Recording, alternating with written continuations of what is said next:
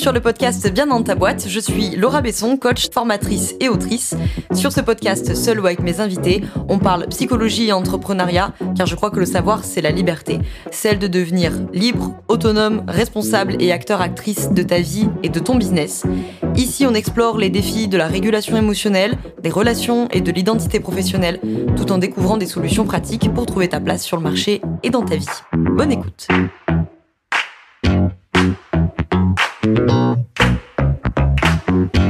Bonjour à tous, bienvenue dans ce nouvel épisode du podcast Bien dans ta boîte. Aujourd'hui, je vous retrouve avec l'autrice Camille Test. Je montre en vidéo pour celles et ceux qui sont sur YouTube son ouvrage « Politiser le bien-être ». Donc Camille, aujourd'hui, va venir nous parler de son livre et au-delà de ça, elle va venir nous parler de politique, elle va nous parler de bien-être. On va parler de néolibéralisme, on va parler de patriarcat, on va parler de consentement, on va parler de plein de ces sujets-là. Camille, merci beaucoup d'être avec nous aujourd'hui. Est-ce que je pourrais commencer par te laisser te présenter pour celles et ceux qui ne te connaissent pas encore? Et oui, bien sûr. Merci beaucoup, Laura, pour l'invitation. Je m'appelle Camille Test. Je suis prof de yoga et je suis aussi effectivement l'autrice d'un livre qui s'appelle Politiser le bien-être. En gros, moi, ce qui m'intéresse, c'est venant d'un passé plutôt de journaliste spécialisé de justice sociale, donc avec un intérêt vraiment pour la façon dont notre société est organisée. Je m'intéresse au domaine du bien-être et à comment aujourd'hui le domaine du bien-être est organisé et quels effets ça a sur les gens. Et donc, par exemple, ce que je remarque, c'est qu'on aura l'occasion d'y revenir, mais il y a de nombreuses inégalités, il y a de nombreux problèmes. Je pense que souvent aussi le monde du bien-être est réservé seulement à certaines personnes ou alors véhicule des valeurs qui me semblent pas être des valeurs très très cohérentes avec ce qu'on essaie de faire dans le monde du bien-être, c'est-à-dire proposer du mieux aux gens. Et donc c'est comme ça que j'ai écrit un livre et que je fais aujourd'hui un podcast qui s'appelle Encore heureux sur les questions de santé mentale, mais toujours prises dans leur contexte de société. Alors justement, on va revenir sur plusieurs des sujets que tu abordes dans ton livre. Je commence par une question que généralement on pose à la fin, mais je vais la poser au début, c'est pas grave. Si, pour les pros du bien-être qui nous écoutent, je sais qu'il y en a beaucoup, s'ils ne devaient retenir qu'une seule chose de ton bouquin, ça serait laquelle? C'est une très bonne question. Je pense que les gens, et notamment les accompagnants du bien-être, essayent, ou en tout cas pensent qu'ils sont neutres. C'est-à-dire pensent que quand ils accompagnent quelqu'un, ils partent d'une posture neutre, et en fait, on n'est jamais neutre. On arrive toujours avec nos croyances à nous, avec nos biais à nous, avec notre milieu social aussi, avec notre couleur de peau, l'influence que ça a pu avoir sur notre expérience de vie, avec notre genre évidemment, avec notre orientation sexuelle. Enfin, en fait, on est des gens profondément situés avec une expérience profondément individuelle, et ça va avoir un impact réel sur les personnes. Si vous êtes, je sais pas, par exemple, un accompagnant, une accompagnante thérapeutique qui, par exemple, comme moi, une femme blanche, mince, valide, vous allez sans doute, sans vous en rendre compte, accompagner les gens à travers ce prisme-là. Ce qui n'est pas forcément grave si vous en avez conscience. Et souvent, les gens n'ont pas conscience d'eux-mêmes, n'ont pas conscience du regard qu'ils portent, qui est forcément un regard qu'on appelle situé. Donc pour moi, s'il y a une chose à retenir, c'est ça. C'est vous n'êtes pas neutre et donc il faut prendre en compte cette non-neutralité quand vous accompagnez les gens. Alors, ce que tu dis là, en même temps, c'est un peu la nature des privilèges aussi, peut-être de ne pas s'en rendre compte. Donc justement, peut-être pour celles et ceux qui nous écoutent et qui se disent, ah oui, mais moi, j'ai connu que ça, le privilège d'être blanc, le privilège d'être homme, le privilège X ou Y. Comment je fais pour vraiment prendre conscience de ce que la personne en face de moi qui n'a pas eu les mêmes privilèges peut vivre? Je pense qu'aujourd'hui, on a la chance d'être dans une époque où on a accès à énormément de contenu. Je pense à YouTube, je pense au podcast, je pense à tout un tas de documentaires, de livres. Enfin, il y a plein de choses aujourd'hui qui sont faites pour en apprendre plus sur qu'est-ce que ça veut dire être une personne blanche ou une personne non blanche, qu'est-ce que c'est qu'une expérience de femme dans un système patriarcal, qu'est-ce que c'est qu'être une minorité de genre, ou voilà. Donc, déjà, se renseigner, et je pense avec modestie, être humble quand on apprend des choses et peut-être aussi être capable d'accepter ses limites et de les communiquer avec honnêteté aux gens qu'on accompagne. Par exemple, si vous êtes une personne, je sais pas, blanche et que vous n'êtes pas du tout formé sur ce que c'est que ne pas être blanc, être une personne donc racisée dans la société française, est-ce que vous êtes vraiment en mesure d'accompagner une personne qui, elle, a dû faire face toute sa vie au racisme, ce qui a forcément eu des conséquences sur sa vie à elle? Évidemment, il ne faut pas réduire les personnes à ça. C'est pas parce que vous n'êtes pas une personne blanche que votre vie entière, ça a été que du racisme. Simplement, c'est pour dire, peut-être que si la personne vient vous voir en vous disant, j'ai eu des déboires vis-à-vis de ça, j'ai besoin d'en parler, et ben, c'est peut-être pas vous, en fait. Peut-être que vous, là, votre rôle, c'est de dire, ah bah, je suis pas sûre d'être capable de t'accompagner, je suis pas sûre d'être formée pour ça, mais voilà, j'ai telle et telle personne dans mon réseau, je peux t'accompagner. Et peut-être que la personne vous répondra, ah non, mais moi, c'est pas grave si vous êtes une personne blanche, je m'en fiche, mais ça peut faire du bien aussi, je pense, pour la personne d'entendre que ben, on prend en compte ça, parce que ça fait forcément partie de sa réalité. Alors justement, pour rentrer dans le vif du sujet de ton bouquin, il y a plusieurs injonctions, entre guillemets, de phrases un peu prêtes à penser comme ça que tu traites dans ton livre. Il y en a une qu'on entend beaucoup, beaucoup, beaucoup, notamment dans le milieu du coaching, de l'entrepreneuriat, etc. Pas que, mais notamment dans ce milieu-là, c'est de devenir la meilleure version de soi-même. J'adore cette phrase-là, c'est ma préférée. Donc j'aimerais beaucoup t'entendre sur c'est quoi le problème avec qu'est-ce qu'elle pose comme problème plutôt, cette phrase-là. Alors, c'est intéressant parce qu'effectivement, quand on l'entend la première fois, et moi la première, enfin, je me disais, mais c'est génial de devenir la meilleure version de soi-même parce que finalement, c'est à ça que ça sert la vie, c'est à se perfectionner en continu. Et puis, on a tous et toutes envie d'être meilleurs qu'hier. Mais le problème, c'est que si ça vous intéresse de vous améliorer, c'est une chose, mais si ça devient un impératif où en fait vous n'êtes respecté, vous n'êtes en gros considéré comme quelqu'un de bien que si vous vous jetez dans cette quête de la meilleure version de soi-même, et ben là ça devient une sorte d'obligation, une obligation morale de société qui déjà n'est pas compatible avec la vie de tout le monde. Si vous êtes, je sais pas, une maman célibataire avec un petit budget, peut-être que vous avez autre chose à faire dans la vie que dépenser de l'argent à travailler sur vous, à faire du coaching, et puis à travailler sur, je sais pas, à mieux manger, à prendre des compléments alimentaires et tout ce que nous offre en gros le monde du bien-être pour nous perfectionner.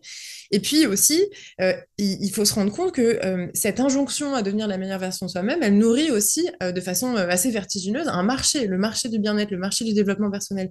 Et donc, il y a des gens qui ont des intérêts économiques à ce que vous soyez totalement persuadé que vous pourriez toujours devenir une meilleure version de vous-même et donc que vous allez devoir dépenser tout un tas d'argent pour vous perfectionner d'une façon ou d'une autre, que ce soit émotionnellement, physiquement, spirituellement, dans les pratiques de santé que vous avez, etc. Et puis, la dernière chose pour moi qui est très très problématique, c'est que avoir cette injonction à la meilleure version de soi-même ou faire planer comme ça devant les gens le fait qu'ils devraient se perfectionner en permanence, ben, c'est leur dire quelque part, vous n'êtes pas bien comme vous êtes. Or, qui sommes-nous pour dire aux gens qu'ils ne sont pas bien comme ils sont et comme elles sont. Je crois qu'il y a vraiment un enjeu à arrêter de se stresser, à vouloir se perfectionner absolument tout le temps, si tout va bien que dans notre vie telle qu'elle est. Il y a plein de gens aujourd'hui qui ont une vie plutôt chouette, et puis qui tout à coup se mettent à se dire, oh là là, mais je pourrais être mieux, je pourrais être plus belle, je pourrais être plus mince. Ça, c'est quelque chose qu'on plaque énormément sur les femmes, notamment, on leur dit, elles pourraient avoir des vies super telles qu'elles sont, mais on leur dit, mais non, ta vie, elle est pas bien parce que tu es trop grosse, ta vie, elle est pas bien parce que tu n'as pas le dernier soin pour la peau ou pour les cheveux. Et donc voilà, les gens se retrouvent pris comme ça dans des injonctions à devoir faire mieux, alors qu'en fait, finalement, s'il n'y avait pas ces injonctions, peut-être que leur vie, elle serait très bien comme elle est maintenant. Oui, alors justement dans tout ce que tu dis, tu as évoqué la question de l'anxiété de performance, le système capitaliste néolibéral qu'il y a derrière, les injonctions classistes aussi, effectivement, avec cet impératif moral au bien-être. Parce que ça pourrait évoquer d'autres choses aussi, cette injonction-là, et notamment la question que j'aurais envie de poser, mais elle rejoint ce que tu as dit, hein, c'est qui décide de ce qu'est être la meilleure version de soi-même? Ben, en fait, il n'y a pas un bureau de la meilleure version de soi-même qui déciderait pour nous. Et évidemment que, en fonction des personnes, peut-être que la définition va changer très légèrement. Pour autant, on se rend bien compte que souvent, les injonctions, elles nous tirent vers des normes. C'est-à-dire que bah, si on parle de physique, la meilleure version de soi-même, bizarrement, ça va toujours être une version mince, une version musclée, parce que en ce moment, le muscle, c'est très cool. Alors évidemment, il faut pas me faire dire ce que j'ai pas dit. C'est vrai que c'est bien de faire du sport, c'est souvent bon pour la santé, ça fait du bien. Pour autant, est-ce qu'on a tous besoin de tailler comme des statues grecques pour exister dans la vie, pour être heureux et heureuse? Je ne crois pas. De même, la meilleure version de soi-même aujourd'hui en termes de, on va dire, de métier, ça serait, parce que c'est en gros très très bien vu aujourd'hui, ça serait d'être entrepreneur, d'être à la tête de sa boîte, de gagner de plus en plus d'argent parce que on est dans un système capitaliste qui valorise ce qu'on appelle la croissance, c'est-à-dire le fait de gagner, en gros, de faire toujours plus de bénéfices que le mois d'avant. Or, peut-être que finalement, vous vous porteriez tout aussi bien si vous ne faisiez pas spécialement de croissance. Et donc, il y a vraiment, je crois, un enjeu à se dire, mais est-ce que vraiment j'ai besoin de me livrer à cette quête de perfectionnement continu pour que ma vie soit chouette, ou au contraire, est-ce que c'est pas dans lâcher un peu prise vis-à-vis de ça que ma vie sera plus douce et plus agréable en fait en réalité? Oui, oui, et dans l'idée de qui décide ce qui est la meilleure version de soi-même. Mon sous-entendu était aussi, et tu l'as évoqué, de noter que bah effectivement, bizarrement entre guillemets, la meilleure version de soi-même, c'est jamais la version la plus empathique, la plus compassionnelle.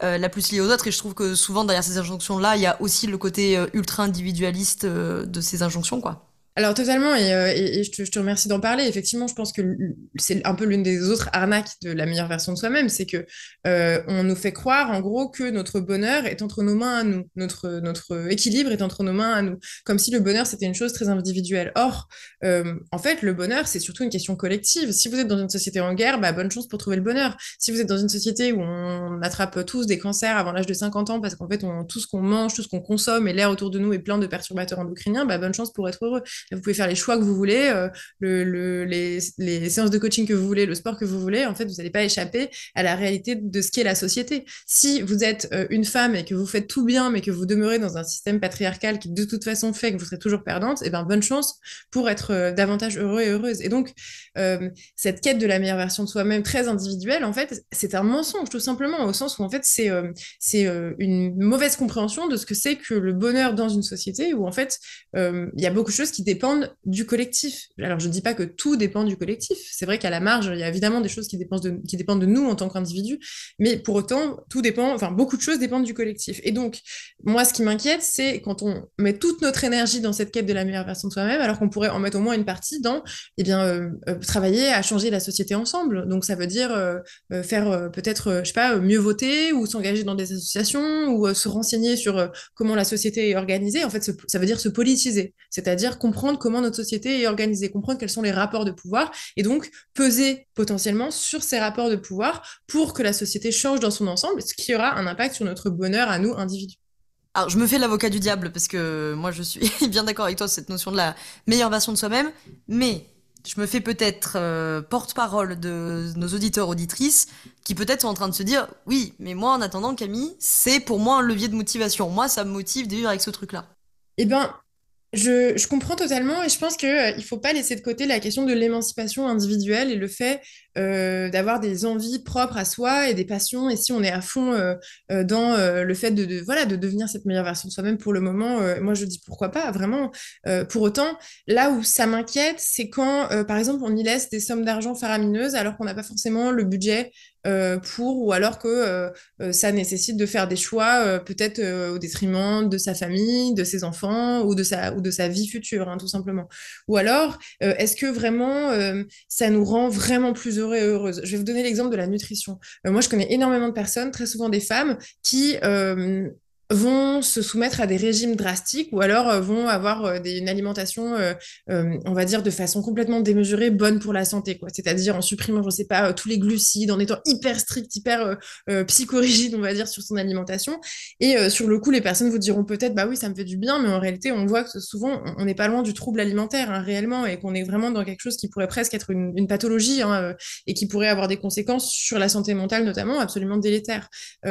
Et donc, j'ai l'impression que, en tout cas, je voudrais pas redonner une injonction aux gens de dire lâchez toute forme de volonté de performer ou d'évoluer, mais plutôt de dire posez-vous la question de si ça vous fait vraiment du bien ou si vous fait du bien, c'est votre impression de contrôle sur les choses, votre impression d'être meilleur que les autres. Auquel cas, bah là, vous êtes clairement dans un cas où en fait on a le cerveau lavé, hein, je crois, par cette société capitaliste qui nous met de façon radicale en compétition les uns avec les autres, qui nous oblige quasiment à être meilleurs que les autres pour sentir qu'on mérite finalement de vivre dans ce monde-là. Eh ben, je crois que ça peut valoir la peine de se foutre un peu la paix et de se dire, est-ce que finalement, une forme de médiocrité, ça me ferait pas un peu du bien parfois? Est-ce que tu as lu le livre L'éloge de la médiocrité de Guillaume Meurice? Non, pas encore. Ouais, bon, il est sur ma liste aussi, je l'ai pas lu, mais comme tu utilises le mot, du coup, Ouais. ça m'y a fait penser. Alors, effectivement, on voit plein de liens là avec le capitalisme, le système néolibéral. D'ailleurs, ça me fait penser, avant de poser mon autre question, je voulais rebondir que, je pense que tu seras d'accord avec ça, mais il y a un effet, enfin, il y a une volonté plus qu'un effet aussi du capitalisme de venir surindividualiser les problématiques. Parce que tant que, bah, tu en as parlé, hein, tant que les problématiques elles sont individuelles, on ne s'associe pas dans des collectifs qui permettraient de vraiment remettre en cause ce système. Donc, individualisation des problématiques, des fois psychiatrisation aussi, comme avec l'éco-anxiété, hein, comme ça, non seulement c'est ton problème, et puis en plus t'as vraiment un problème, comme ça, vous en occupez. Et c'est un truc qu'on voit finalement très souvent, même aussi, bah, t'as parlé de la question des femmes, qu'on voit souvent aussi avec les femmes, quoi. C'est-à-dire, je sais pas, moi, tu te retrouves avec un mari violent, bah, c'est à toi de va porter plainte, trouve une solution, pars, etc., quoi. Bah, oui, effectivement, il y a quelque chose aujourd'hui de nous surresponsabiliser, de nous mettre à la barre, de régler tous nos problèmes nous-mêmes.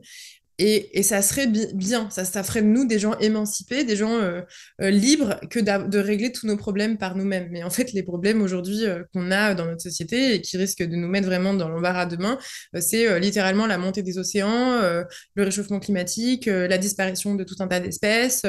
Et ça, vraiment, c'est des questions qui vont pas se régler seules avec nos petits bras. Enfin, ça ne peut passer que...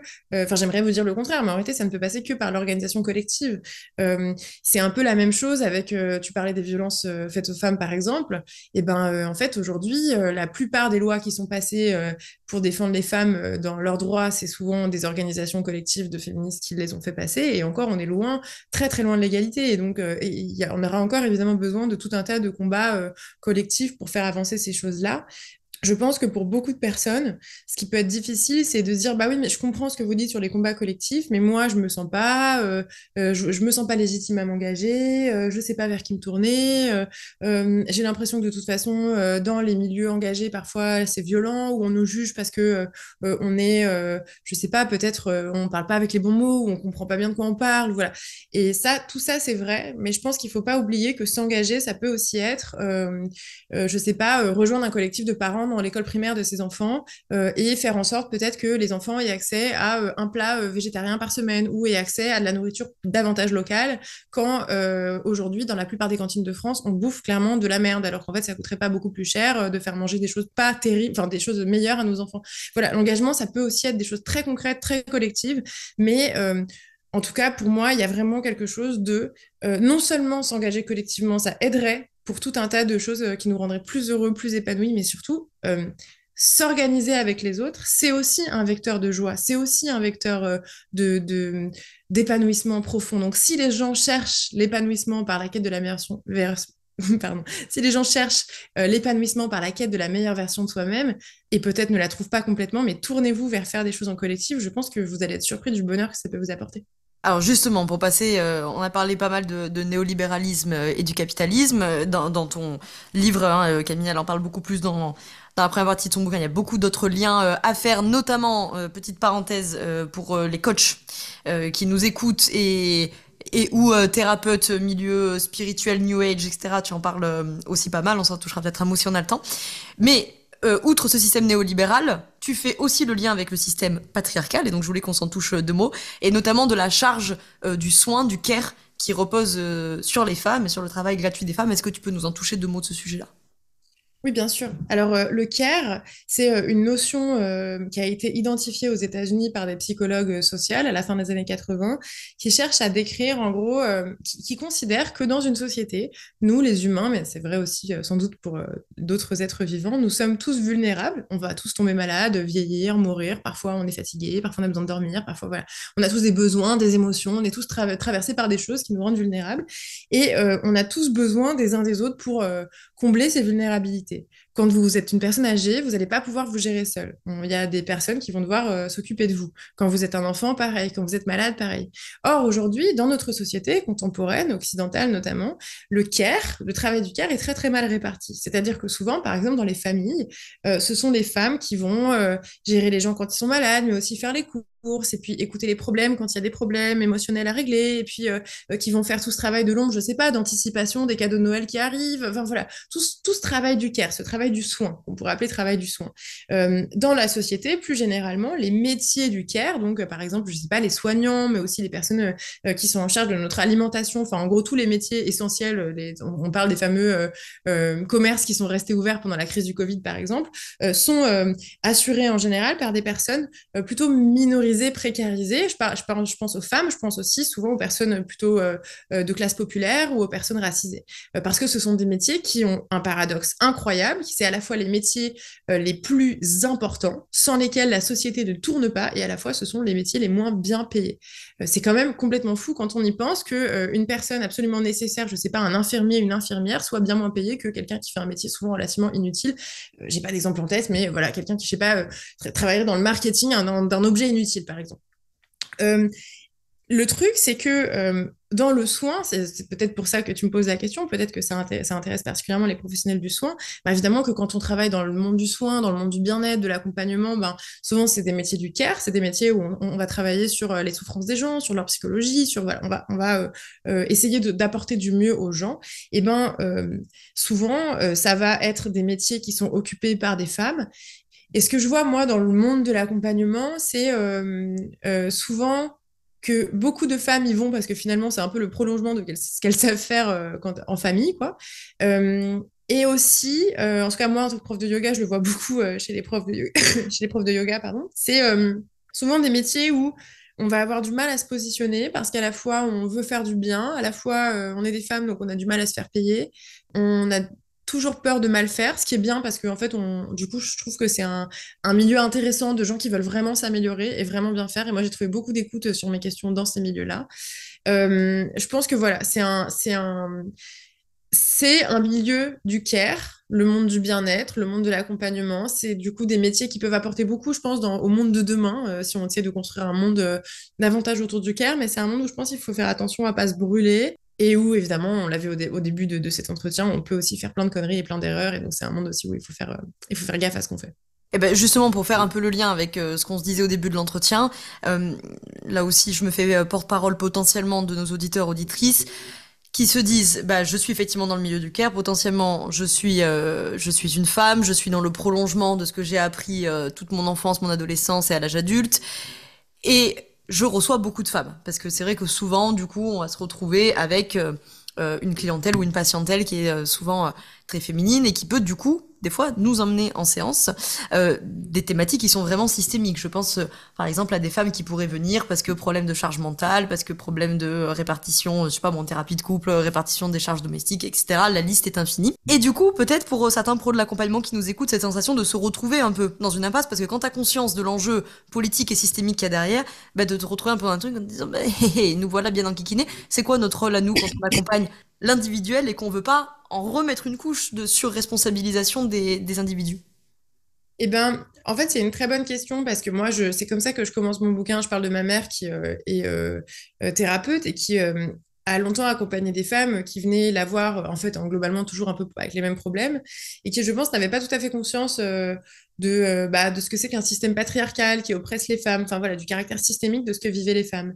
Et je pense que quand elle a commencé à lire sur le féminisme, à écouter des podcasts sur le féminisme, etc., et ben en fait, elle a pu apporter aux personnes qu'elle accompagnait une clé qui était justement cette compréhension de ce que c'est que le patriarcat. Leur dire, mais vous savez, en fait, ce que vous vivez, la plupart des femmes les vivent parce que, par exemple, je sais pas, vous êtes sociabilisés à faire justement tout le travail du care à la maison sans jamais demander quoi que ce soit en retour. Peut-être aussi que si vous êtes dans un couple hétérosexuel, votre mari non seulement vous traite pas bien et compte sur vous pour à peu près toutes les tâches domestiques, mais en plus tout le monde s'en fout et tout le monde trouve ça normal et donc personne ne vous aide dans votre famille et donc en fait vous êtes épuisé chroniquement et ça en fait personne ne le voit parce que la plupart des femmes sont épuisées chroniquement donc elles vont même pas voir que vous l'êtes aussi et puis les hommes s'en foutent de ça. Enfin bref, bon, je résume à gros traits ce que ça peut être qu'une dynamique patriarcale dans un couple. Hein.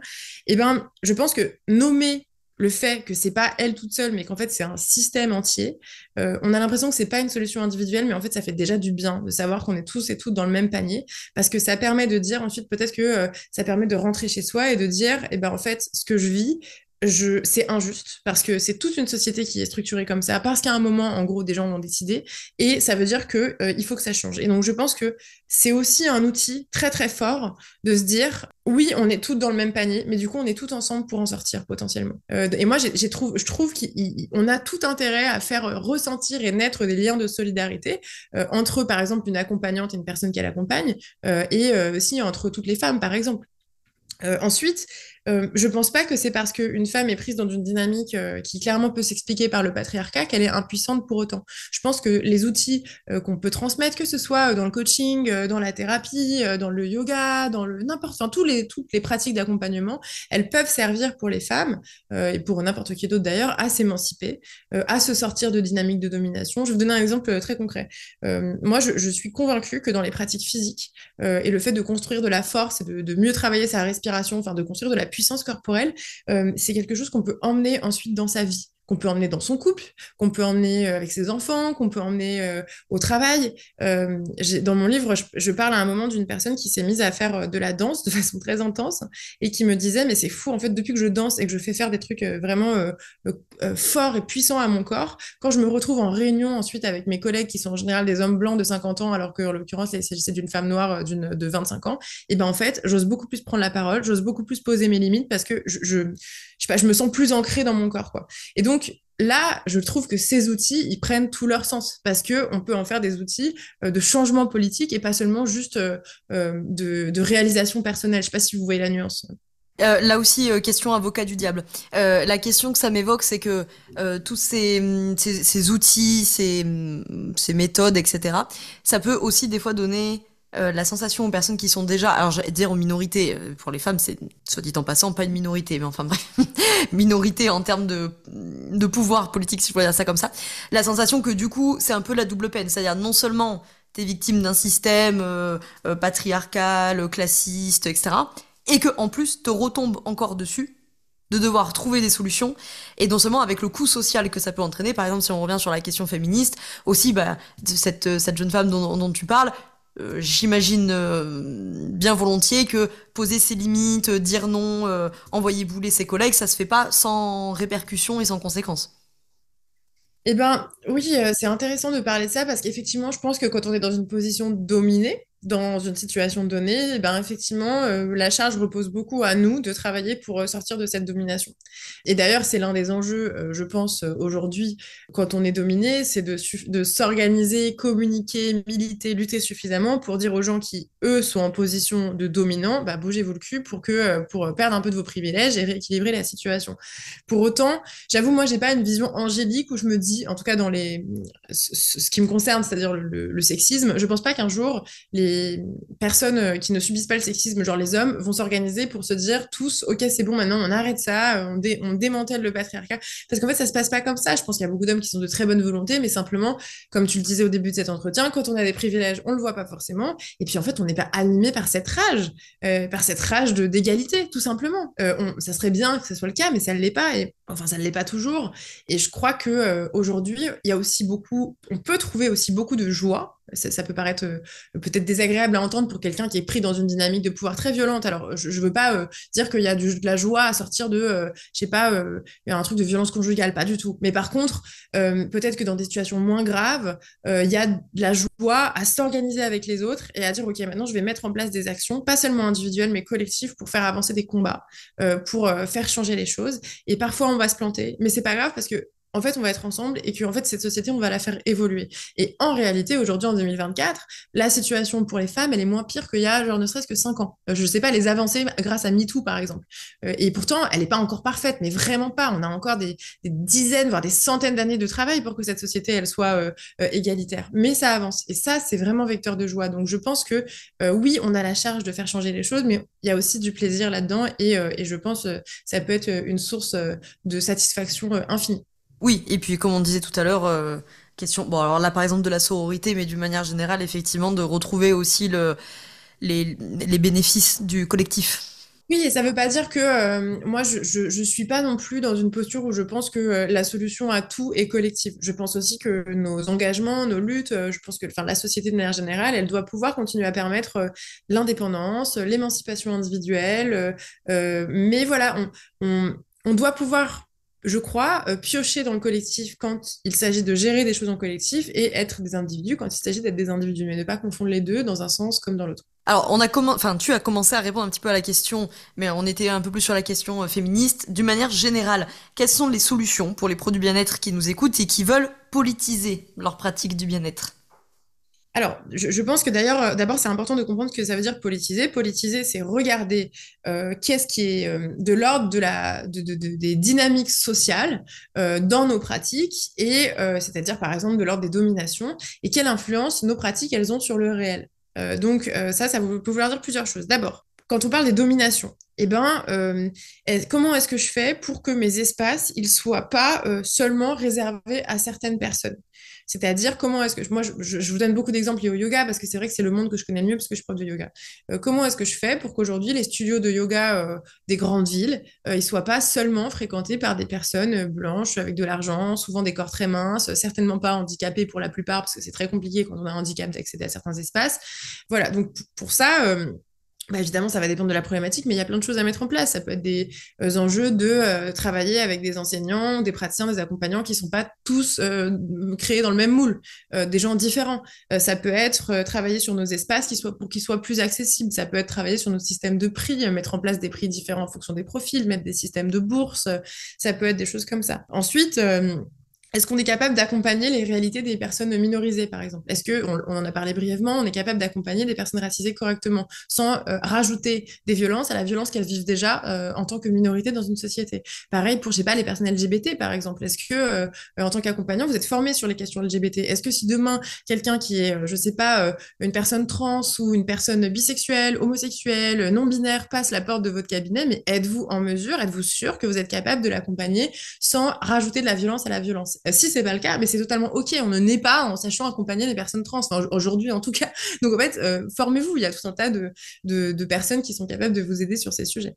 Se pose aussi, je pense, la question des injonctions qu'on transmet dans nos pratiques. Et ça, c'est notamment le cas dans les pratiques physiques ou de nutrition. Est-ce qu'aujourd'hui, quand vous accompagnez des gens, je ne sais pas, par exemple des personnes grosses, est-ce que vous les accompagnez pour qu'elles trouvent du confort dans votre pratique, ou est-ce que vous êtes en train de leur dire en creux qu'il faut qu'elles maigrissent une fois de plus, alors que la société passe son temps à dire aux personnes grosses de mincir? Je pense que c'est une question, encore une fois, ça demande de la modestie et de l'honnêteté vis-à-vis de ce qu'on fait. Alors, de se demander, par exemple, ok, très bien, j'avais, je sais pas, cette personne que j'ai accompagnée qui était grosse, qu'est-ce que je lui ai dit? Est-ce que je lui ai parlé de son poids alors qu'elle est venue pour un problème avec sa mère, par exemple? Donc voilà, il y a tout un tas de choses comme ça qu'on peut mettre en place. Se poser aussi la question de est-ce que les gens que j'accompagne, je les rends plus égoïstes et plus centrés sur eux-mêmes, ou alors je les rends plus tournés vers le collectif et plus tournés vers la justice, la solidarité. Aujourd'hui, dans les espaces, on va dire un petit peu spirituels ou à connotation un petit peu New Age, on entend souvent tout un discours sur les énergies.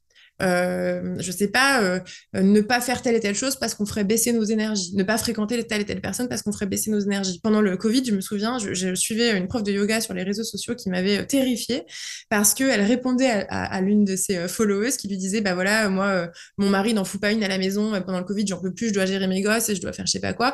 Et ben, qu'est-ce que je fais? Est-ce que je m'énerve? Et elle avait dit, mais non, ne t'énerve surtout pas parce que tu vas faire baisser les énergies de ton couple dans un moment difficile, le Covid, machin. Mais en fait, comment ose-t-on dire des choses pareilles? Comment ose-t-on parler des énergies alors qu'on sait même pas trop ce que c'est une sorte voilà, de concept un peu fumeux comme ça, pour dire à une femme de ne pas poser ses limites et de ne pas se défendre dans un contexte où en fait elle serait légitime à le faire si on considère que l'égalité est une bonne chose. De même, moi j'entends très très souvent cette idée de ne pas faire baisser les énergies, notamment dans le monde du yoga, pour par exemple ne pas motiver les gens à s'engager en leur disant ne regardez pas les informations, ne vous renseignez pas sur ce qui se passe, je sais pas, par exemple en ce moment en Palestine, ne vous mouillez pas trop, en gros, parce que vous allez faire baisser les énergies, ça va vous écarter de votre chemin personnel, de votre évolution personnelle. Mais comment ose-t-on porter des discours comme cela, en fait? Comment peut-on penser qu'on est à ce point-là des individus totalement indépendants du reste du monde pour penser que c'est en ne s'intéressant pas à la justice, en ne s'intéressant pas à ce qui se passe autour de nous, qu'on peut améliorer la vie des gens? Au contraire, enfin, je crois qu'on l'a dit au début de cet entretien, je crois qu'aujourd'hui, on a tout intérêt à faire ressentir aux gens qu'ils trouveront probablement leur salut ou une partie de leur salut dans la solidarité, dans l'entraide, dans le fait d'être à l'écoute des gens autour de soi, dans le fait qu'on partage mieux le care et donc on regarde autour de soi, bah, qui peut-être je peux aider davantage, comment est-ce que je peux faire pour m'organiser à l'échelle locale, à l'échelle de mes voisins, à l'échelle de mon village si j'habite dans un village, pour faire en sorte que, voilà, on s'entraide pour davantage de bien-être, davantage de justice entre nous. Enfin, je crois que tout ça, aujourd'hui, on est légitime en tant qu'accompagnant à le diffuser parce qu'encore une fois, notre rôle à nous, enfin en tout cas, ce qui nous anime en général, c'est du mieux-être. Or, comme le mieux-être est une question collective, je crois qu'on est en droit de créer de la solidarité, de pousser les gens à créer de la solidarité autour d'eux. Oui, c'est intéressant aussi ce que tu disais là sur effectivement ce truc de attention, tu vas faire baisser ton taux vibratoire ou quoi que ce soit. J'avais pas pensé en lisant ton bouquin, mais là ça me vient. C'est une espèce de paradoxe parce qu'effectivement c'est un espèce de d'implicite que en fait nous sommes chacun indépendants les uns des autres avec chacun son taux vibratoire, etc. Mais en même temps c'est souvent un milieu où t'entends que nous sommes tous reliés, loi de l'attraction, etc. Donc il y a une espèce de paradoxe là quand même, non? Et oui, complètement. C'est vrai, c'est très vrai ce que tu dis. Et je pense qu'effectivement, si on est tous reliés, on a tous des responsabilités les uns avec les autres. Et encore une fois, je pense que c'est important de se rappeler que les personnes qui ont le plus intérêt à ce que nous soyons dans notre quête très individuelle de la meilleure version de nous-mêmes, à nous regarder uniquement le nombril et à consommer des choses pour nous-mêmes, en espérant que notre vie soit meilleure, en fait, c'est les gens qui en bénéficient, c'est-à-dire les gens qui sont tout en haut de l'échelle sociale et qui n'ont aucun intérêt à ce que nous nous organisions ensemble pour demander, pour exiger davantage d'égalité, davantage de justice, c'est-à-dire un monde dans lequel on aurait tous et toutes la place d'être bien, d'être heureux, d'avoir assez à manger, d'avoir beaucoup plus de temps libre qu'aujourd'hui, parce que je crois qu'encore une fois, c'est une croyance profondément capitaliste qui nourrit des personnes qui sont en haut de l'échelle sociale que de nous faire croire qu'il n'y a pas assez pour tout le monde. Et donc du coup, comme il n'y a pas assez pour tout le monde, il faut absolument qu'on soit meilleur que les autres parce que il faudrait surtout pas qu'on soit du côté des losers. Mais en fait, si on partageait correctement les richesses, il n'y aurait pas de losers. Donc, encore une fois, si nous sommes tous reliés, si nos énergies sont toutes reliées, organisons-nous pour partager mieux les choses et je pense que ça se passera mieux pour tout le monde. Mais d'ailleurs, dans ce sujet, parenthèse, mais j'ai pensé à toi justement hier soir parce que j'avais notre entretien en tête. Je suis tombée sur un réel Instagram, et j'en ai déjà vu passer plusieurs comme ça, hein, souvent des femmes d'ailleurs, praticiennes qui t'expliquent, alors c'est sur le sujet féministe, c'est un sujet que je maîtrise mieux, mais tu sais, qui t'expliquent que il faut pas t'énerver ou qu'il faut pas faire ceci ou pas faire cela parce que tu n'es pas dans ton énergie féminine et que du coup tu laisses pas la place à ton conjoint, mari, que sais-je, d'être dans son énergie masculine et ça me rend chèvre à chaque fois de tomber là-dessus. Alors moi, je suis vraiment vent debout contre les énergies masculines et féminines parce que encore une fois, c'est une espèce de façon de qualifier le réel qui est totalement fumeuse, qui n'est en fait basée sur rien. En gros, on considère qu'effectivement, il y aurait donc des énergies masculines qui seraient plutôt la force, la puissance, l'action, la réflexion, la rationalité, des énergies féminines qui seraient davantage la créativité, la vulnérabilité, la douceur. Et je comprends bien que parfois, il y a des gens qui sont très bien intentionnés, qui veulent, valoriser le féminin, parce que c'est vrai que dans cette société, la vulnérabilité, la douceur, la créativité sont des choses qui sont moins valorisées que l'action, la rationalité. Je suis 100% d'accord. Mais pourquoi doit-on les qualifier de masculin et de féminin, en fait? Déjà parce que si on parle d'hommes et femmes, en vrai, absolument pas, ça ne traduit pas le réel. Enfin, les femmes ne sont pas par nature plus douces que les hommes, ça ne veut rien dire. Par ailleurs, en fait, on n'est pas obligé d'utiliser ces mots-là. Si vous voulez parler de douceur, parlez de douceur. Vous voulez parler de vulnérabilité, parlez de vulnérabilité. Mais utiliser cette grille masculin-féminin, c'est en plus très très violent pour des gens, je sais pas, pour des personnes qui n'ont pas forcément, qui ne se retrouvent pas sous les termes masculin et féminin. Et puis, ça ne rend pas justice à ce que nous sommes, nous, humains, c'est-à-dire une pluralité d'êtres avec des qualités. Moi, je peux être rationnelle et créative, je peux être vulnérable et dans l'action. Enfin, je veux dire, c'est des choses qui peuvent cohabiter chez moi et je crois qu'elles cohabitent chez moi. Et je ne ressens pas le besoin qu'on utilise des termes comme masculin et féminin. Effectivement, parce que on finit par arriver dans des situations parfois totalement catastrophiques où quelqu'un va vous dire surtout ne soyez pas, ne vous mettez pas en colère quand votre mari ne fait rien parce que vous allez le priver de son masculin. Mais enfin, qu'est-ce que ça veut dire, quoi? À part exiger une fois de plus des femmes qu'elles fassent des efforts pour des hommes qui n'en foutent pas une à la maison, ça n'a aucun sens. Il y a la question ouais, de l'essentialisation hein, que ces mots font passer, surtout qu'il y a plein d'autres manières de qualifier ces énergies-là si vraiment on veut parler de ça. Et oui, oui, j'en riais nerveusement de toutes les logiques patriarcales que ça laissait, j'allais dire de manière implicite, pas si implicite que ça d'ailleurs, soit dit en passant, mais que ça tramait aussi là derrière. Tu vois, quand tu me posais la question, la première question qui était dite aux gens, que ce que tu dis aux gens, je te disais situez-vous, mais en fait voilà, ces accompagnantes-là, mais situez-vous en fait et observez que vous avez grandi, vous avez été éduqués dans un système patriarcal qui valorise l'inégalité profonde entre les hommes et les femmes et qu'en fait vos conseils sont le fruit de ça, sont le fruit de tous les films hyper sexistes que vous avez vus, de tous les contenus super sexistes que vous avez vus dans votre vie, et maintenant vous vous permettez de donner des conseils qui sont le fruit de ça. Donc vous êtes des agentes du patriarcat. Et moi, je trouve ça absolument scandaleux qu'aujourd'hui, on se sente légitime à accompagner les gens vers du mieux-être en étant des agents du patriarcat, parce que le patriarcat ne fait de bien à personne, certainement pas aux femmes, mais à mon sens, c'est peut-être pas le lieu aujourd'hui, mais certainement pas aux hommes non plus. Bien sûr. Donc, donc voilà, je crois aussi avoir une version peut-être je crois plus émancipatrice de l'accompagnement, quel qu'il soit, c'est aussi être capable de se dire, est-ce que vraiment je suis légitime à donner des conseils comme ça aux gens et qui suis-je, de quelle formation est-ce que je bénéficie pour oser dire quelque chose comme ça. C'est-à-dire, par exemple, je suis vent debout contre les psychanalystes qui se permettent encore d'accompagner les gens avec une grille, une façon de lire le monde qui était celle de Freud, qui était une vision du monde profondément sexiste, raciste. Enfin, je veux dire, on n'est pas du tout dans de la science, on n'est pas du tout dans des choses qui ont été prouvées, démontrées, ou des recherches ont avéré ça. On est vraiment dans des croyances, et en l'occurrence des croyances qui, je pense, font du mal à tout le monde. Oui, j'avais fait une prise de parole aussi dans l'été. J'étais tombée sur un réel d'un coach francophone que tout le monde doit connaître ici parce qu'il est très connu et qui avait fait un réel sur Instagram où en fait il prenait un extrait d'un film, je sais pas lequel c'est, peu importe, où Georges Clooney licencie un salarié pour ses bons et loyaux services, 25 ans, etc. Et qui après partait, si tu veux, d'un principe de la psycho valide, hein. Enfin, je veux dire, la question du focus attentionnel et de la capacité qu'on a en tant qu'humain à dispatcher notre attention, venir extraire cet outil entre guillemets de la psycho pour dire bah vous voyez ce salarié qui vient de se faire licencier, il n'a que deux options, soit il voit ça comme une opportunité de rebondir, etc., soit il voit ça comme une catastrophe et va s'effondrer, tu vois. Et je me disais quid des violences néolibérales qui se trament derrière, quoi. Bah oui, enfin, je veux dire, mais c'est intéressant que tu parles du monde du travail parce que moi, je pense que l'une des plus grandes catastrophes en ce moment, enfin, l'un des plus gros problèmes de l'accompagnement, c'est les accompagnements au travail, les coachs au travail, les cours de yoga qu'on propose au travail, et où, en fait, en gros, on fait sentir les professionnels, les travailleurs, les travailleuses de plus en plus responsables de leur souffrance au travail. Aujourd'hui, les gens, pas tout le monde évidemment, mais de plus en plus de personnes souffrent au travail. On parle des burn-out, on parle des conditions de travail qui sont de plus en plus précaires pour beaucoup de personnes.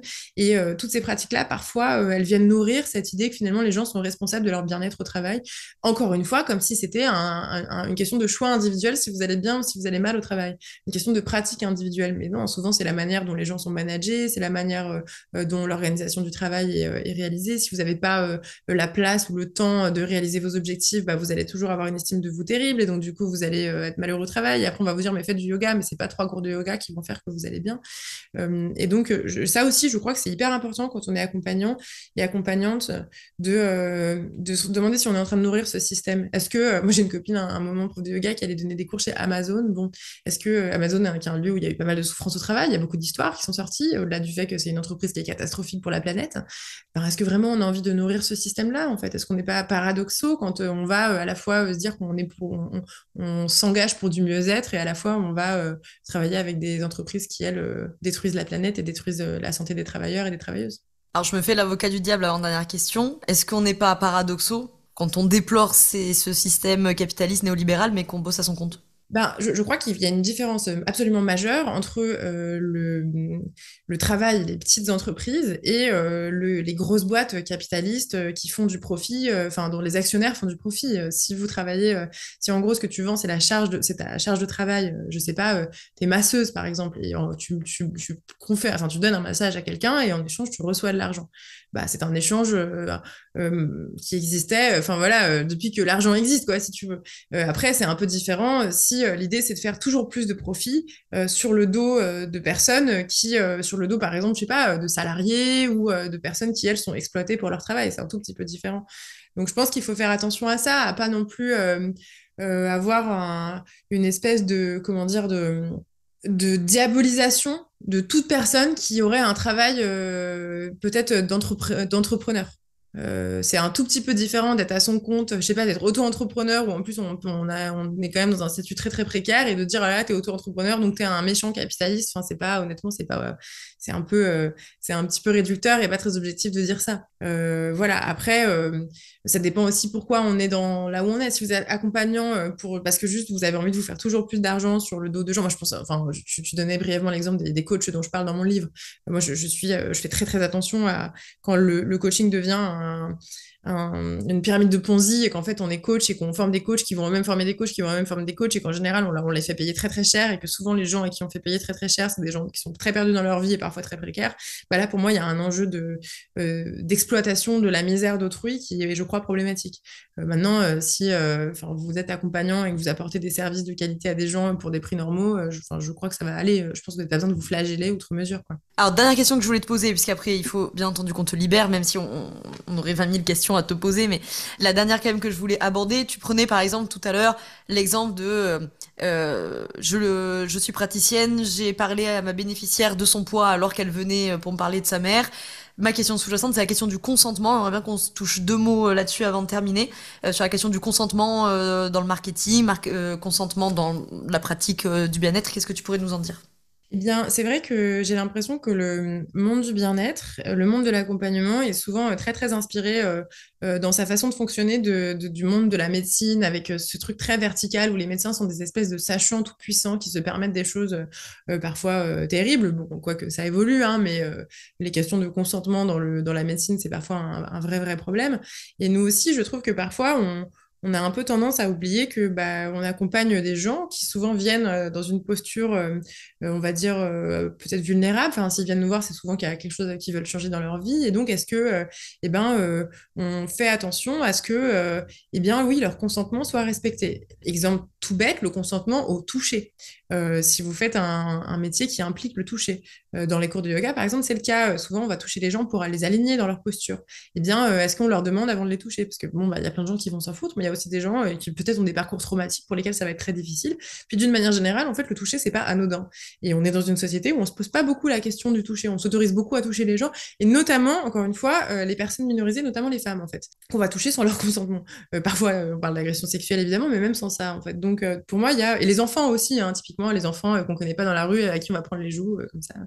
Je crois qu'on a tout intérêt à effectivement, dans nos espaces, faire œuvre d'exemple, donner l'exemple, et se poser la question du consentement au toucher, je l'ai dit, mais toute forme de consentement en fait. Est-ce que vous m'autorisez à vous parler de ça? Est-ce que ça vous dirait d'aller vers ça? Est-ce que voilà, enfin s'assurer en fait qu'en tout temps on n'est pas en train, parce qu'on est dans quelque chose où les gens sont encore une fois dans une position de vulnérabilité, de les emmener là où ils n'ont pas envie d'aller. Parce que il faut bien comprendre que quand on est dans la position d'accompagner, souvent ben on remet aussi beaucoup de notre confiance dans les mains d'un praticien, d'une praticienne, et parfois on n'ose pas lui dire non parce qu'on se dit ah mais c'est peut-être pour mon bien, voilà.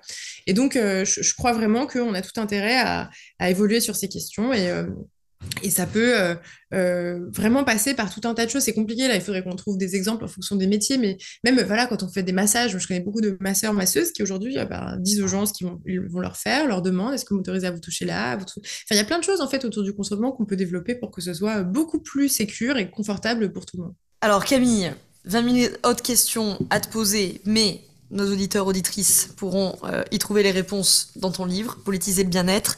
Est-ce que, avant qu'on se quitte, tu voulais ajouter quelque chose qu'on n'a pas eu le temps d'évoquer ou que tu aurais aimé dire? Eh ben, je pense que quand on a ce genre de conversation, notamment pour des accompagnants, accompagnantes qui découvrent un peu ces sujets, ça peut être parfois un petit peu brusquant, et les gens peuvent se dire, mais en fait, c'est énorme, j'avais jamais pensé à toutes ces questions, et donc du coup, si ça se trouve, je fais mal depuis le début, et voilà, et du coup, enfin, je pense que la plupart des gens sont très très sincères dans leur volonté de bien faire, et je voudrais surtout pas rajouter une tonne de charge mentale, et que les gens doutent d'eux, et parce qu'on a aussi une société qui nous fait douter de nous en continu, et donc du coup voilà, je pense aussi que c'est ok de dire que vous allez peut-être, si vous avez envie d'évoluer sur ces questions, évoluer doucement, peut-être que vous allez vous tromper, c'est pas grave, on peut aussi apprendre dans notre société à s'excuser si on a fait des bêtises, ou si on sent qu'on n'a pas été très très cool avec une personne qu'on accompagne par exemple. Peut-être avec nous-mêmes aussi, on peut être tendre avec nous-mêmes, et ne pas se flageller à chaque fois qu'on a fait quelque chose de mal. Voilà, se dire qu'en fait, puisqu'on parle de collectif et plus d'individus, eh ben, évoluons. Si tout à coup, la plupart des accompagnants décident d'évoluer sur ces questions, ben, je pense qu'on peut vraiment faire une différence, et on peut vraiment proposer des pratiques et des accompagnements beaucoup plus doux, beaucoup plus respectueux de tout le monde et donc quelque part changer un peu le monde aussi. Très bien. Eh ben, écoute, merci beaucoup Camille pour cette conclusion. Et puis, on renvoie vers ton bouquin pour celles et ceux qui veulent continuer à creuser le sujet. Merci d'avoir répondu à mes questions. À très vite. Plaisir, à bientôt.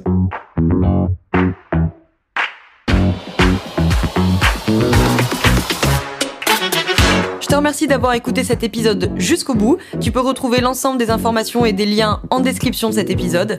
Si tu as des idées, des suggestions ou si tu as tout simplement aimé cet épisode et que tu veux me le dire, direction Apple Podcast pour laisser un commentaire et 5 étoiles. C'est ce qui permet au podcast d'aider plus de personnes et ça permet aussi de me soutenir. Tu peux aussi partager cet épisode à un entrepreneur ou une entrepreneuse qui pourrait en avoir besoin. Je te souhaite une très belle journée ou une très belle soirée selon quand tu m'écoutes et surtout, je te souhaite d'être bien dans ta boîte. Ciao, ciao.